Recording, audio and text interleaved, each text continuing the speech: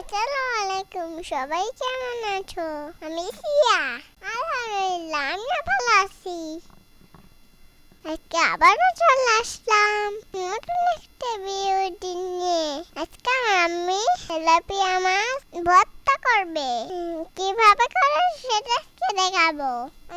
আমি মাছটাতে ভালো করে হলুদের গুঁড়া, মরিচের গুঁড়া, লবণ, ধনিয়া আর কি যেন দিয়েছিল, পর ভালো করে মেখে রেস্টে রেখে দিবে। তোমরা যারা যারা সেটা হয়েছে ইউডি পেতে চাও তারা চ্যানেলটি সাবস্ক্রাইব নাও আর ইউডিকে লাইক করে দাও। এতে করে তোমাদের মতো আর অনেকে ইউডিগুলো দেখে নিতে পারবে।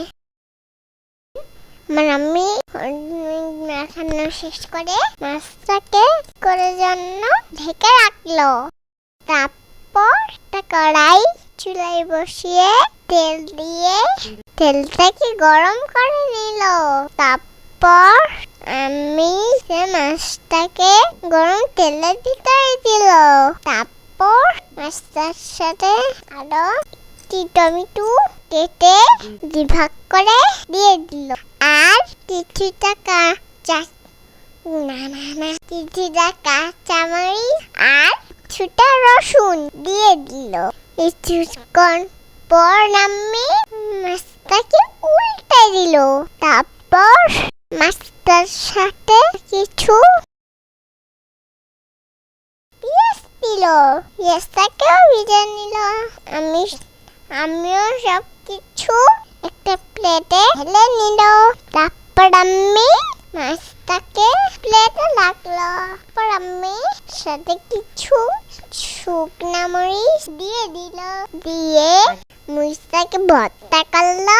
কিছু তারপর কাঁচামরিচ ভেজে নিল। কাঁচামরিচ দিয়ে দিল। একে একে সব কিছু মেখে নিল। তারপর আমি মাছটাকে ভালো করে ভেজে নিল যাতে মাছটিতে কোনো কাঁটা না থাকে। কাঁটা থাকলে সে খেতে পারবে না, তারপর সে গলায় ঢুকে যাবে। এই জন্য আমি ভালো করে বেছে নিল। তারপর জায়গায় ভর্তাটা বানিয়ে ফেললো। দিয়ে ভর্তাটা দিয়ে খুব মজা করে ভাত খেয়েছে। আপনাদের কেমন লাগলো ভর্তাটা? আপনাদের যদি ভালো লাগে থাকে আপনারাও অবশ্যই ট্রাই করবেন, দেখবেন খুব ভালো লাগবে। আজকে এই পর্যন্তই, আবার পরে দেখা হবে। আল্লাহ হাফেজ। আসসালামু আলাইকুম, সবাই ভালো থাকবেন। Bye bye.